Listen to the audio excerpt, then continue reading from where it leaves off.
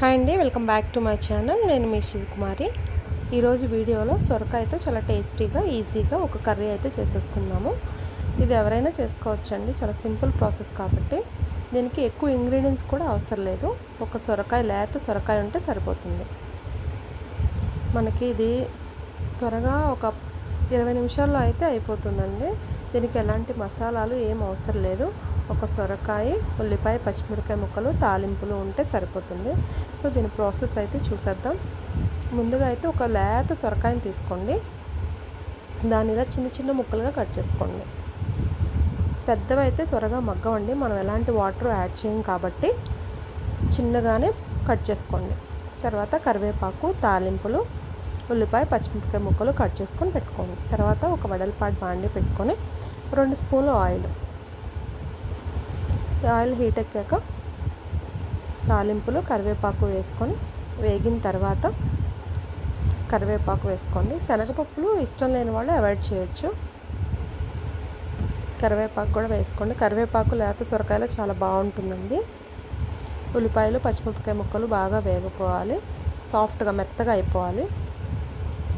ఈ ప్రాసెస్ అంతా సిమ్లోనే పెట్టి చేయాలన్నమాట. మనకి హైలో పెడితే ముక్క అనేది మగ్గదు, త్వరగా ఉడికిపోయినట్టు అనిపిస్తుంది, కానీ వాటర్ అన్నీ ఎవాపరేట్ అయిపోయి మనకి వాటర్ యాడ్ చేసుకోవాల్సి వస్తుంది. సో సిమ్లో అయితే మనకి ఎలాంటి వాటర్ యాడ్ చేయకుండా చక్కగా సాఫ్ట్గా కుక్ అవుతుంది. సిమ్లో ఉడికిన దానికి ఎప్పుడైనా కర్రీ చాలా టేస్ట్ ఎన్హాన్స్ అవుతుందండి, చాలా అంటే చాలా బాగుంటుంది. ఇప్పుడు చూడండి, సాఫ్ట్గా అయిపోయాయి కదా ఉల్లిపాయ ముక్కలు. ఇప్పుడు సొరకాయని యాడ్ చేసుకుందాం. మనం కట్ చేసుకున్న సొరకాయ ముక్కలు చిన్నవే కాబట్టి త్వరగా మగ్గిపోతుంది. మొత్తం తిప్పుకొని మగ్గనిద్దాము. దీనిలోంచి వాటర్ వస్తాయి. మనకి కొంచెం ఉప్పు, పసుపు యాడ్ చేయగానే వాటర్ అనేవి, దీనిలో ఉన్న వాటర్ అంతా బయటకు వచ్చేసి సేమ్ అదే వాటర్తో మగ్గిపోతాయి. మనం ఎలాంటి వాటర్ యాడ్ చేయవసరం లేదు. టేస్ట్కి సరిపడా ఉప్పు, చిటికెడు పసుపు వేసేసి మూత పెట్టేసి మగ్గనిద్దాము. ఇది మనకి సొరకాయ అనేది కొందరు అందరూ ఇష్టపడరండి తినడానికి. మనకి సైడ్ డిష్గా సాంబార్లో అలా వేరే వేరే వాటిలో కలగలుపులా అలా వేసుకుంటారనమాట. కానీ ఇలా ఒకసారి ట్రై చేయండి, చాలా బాగుంటుంది. మనకి వాటర్ చూడండి ఎలా వచ్చాయో. మనకు వాటర్ అనేవి ఫామ్ అయిపోయాయి కదా, ఈ వాటర్లోనే మగ్గిపోతుంది సొరకాయ కర్రీ అంతా. అటు ఇటు తిప్పుకుంటూ సిమ్లో పెట్టుకొని చూసుకుంటూ ఉండాలి. హైలో అయితే పెట్టకండి. అలా ఒక 20 మినిట్స్ పడుతుందండి మనకి కర్రీ, ఎక్కువ టైం ఏం పట్టదు.